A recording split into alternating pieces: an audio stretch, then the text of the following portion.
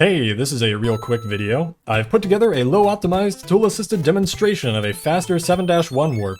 In theory, this could be done RTA, but you would probably want to find a better way to set up the payload. By the way, if you dislike the pipe glitch, this route makes the pipe glitch even worse. However, it skips setting up the shells in 7-1, which is the bulk of the time save. You'll see that I'm bumbling around, wasting a lot of time here. For this run, I'm manipulating the x-coordinate of the score bubbles. I need 3 score bubbles on screen at the same time, and the third one needs to unload at an x-coordinate of 20. I've used the x and y positions of score bubbles in previous videos to write and execute arbitrary code. The reason that these are useful is the game doesn't clear these bytes between stages, so I could write a payload with the bubbles and then skip setting up the shells in 7-1.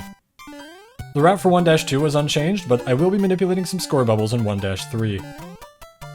I also lose a few frames to manipulate the hammer bros on the map. Again, this is terribly unoptimized.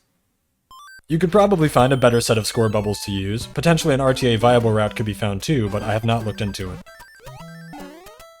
I ended up wasting a lot of time here. You need the second bubble to unload at the x-coordinate E3. And then I wanted to keep p-speed here, so I waste even more time. I use this shell here to set up the final bubble at the x-coordinate 8f, and then lose more time by being on the left side of the white block when I fall. Again, low optimization. Anyway, the payload JSR 8FE3 is all set up. Normally, you would write this with shells inside World 7 Level 1, but that takes a lot of time. My hypothesis was that you could lose less time setting it up with score bubbles than with 7-1 shells. The route through the fortress is unchanged. Pretty much everything from here until 7-1 is the regular route.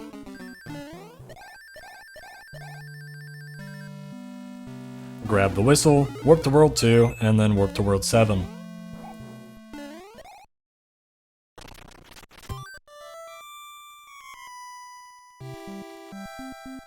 By the way, this task can be found in a link in the description.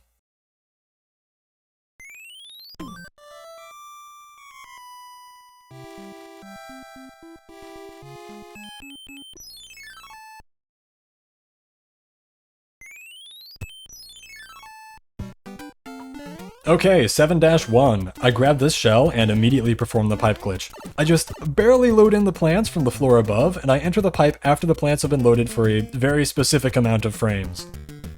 This writes 6C, 1B, D8 with the enemy x-coordinates. If you're familiar with 6502 assembly, you know that 6C is an indirect jump instruction. The Koopa shell at position D8 right now will be at position FE when I hit the note block. That way I grab the bytes at FE1B and FE1C to determine where the PC should move. This will move the PC to address 078D, which will eventually lead to the score bubbles being executed, winning the game. And that's it. This route would probably save about 5 to 10 seconds if done optimally. You would probably need to find better score bubbles to use though. Again, be warned that the pipe glitch is now much worse, since you need to enter it some specific amount of frames after the plants load. Since you can't see the plants either, there's no indication if you got it right. Anyway, this was just a proof of concept, low-optimized, tool-assisted demonstration.